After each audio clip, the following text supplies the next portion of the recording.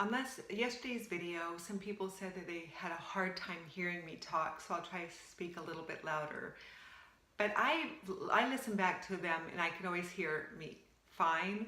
Sometimes all it takes is going to the video itself, and there's a little audio thing that you click and you have to turn that up all the way.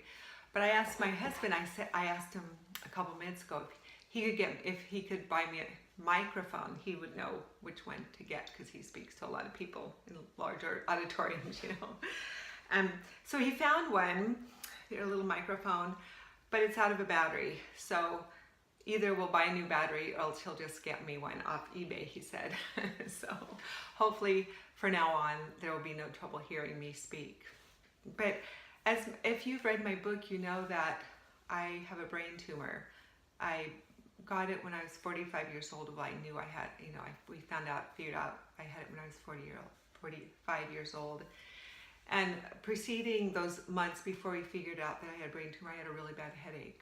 So now whenever I get a really bad headache, it kind of freaks me out. It kind of, you know, it's not fun going through brain surgeries and because it affects my pituitary, I have to go to the emergency room a lot after the brain surgeries for about 6 weeks until my sodium levels are normal and all my hormones are working okay.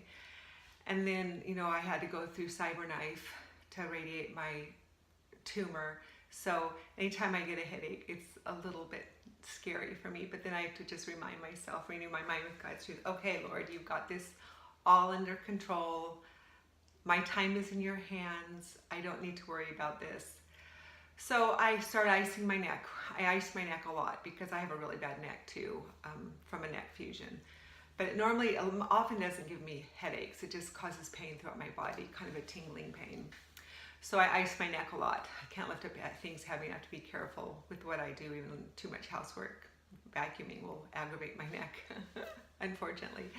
So I just started icing my neck a ton, and it definitely made it feel better, but it still had, I'd wake up in the morning and my left temple would be just throbbing and throughout the day, and it kind of affected my whole head, and oh Lord, please, not another brain tumor.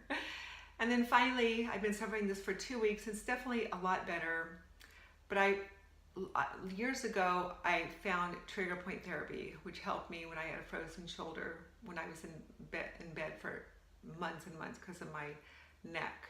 I got a frozen shoulder from being in bed for so long.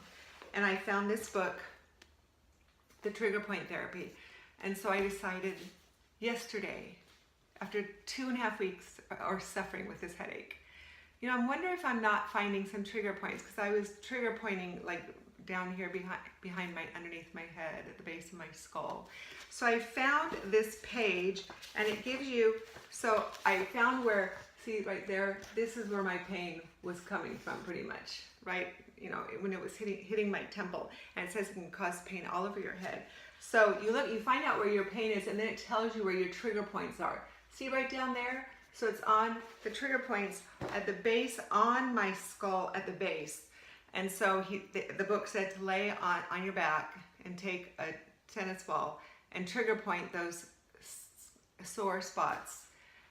They were so sore. They're so painful. It's like, oh, why not? And so I started trigger pointing yesterday. I do it about every 3 to 4 hours. And it's so much better today. And you have to just keep doing the trigger point therapy on those really sore spots. And it's a certain way you have to get the book to figure out. It's a complicated book, but read the introduction and then the steps to how to trigger point, and then you can just, whenever something's hurting in your body, you can figure out your back, your hips, your legs, your feet, whatever. It's helped me. In the frozen shoulder, my husband wanted me to go to a physical therapist. I was in so much pain.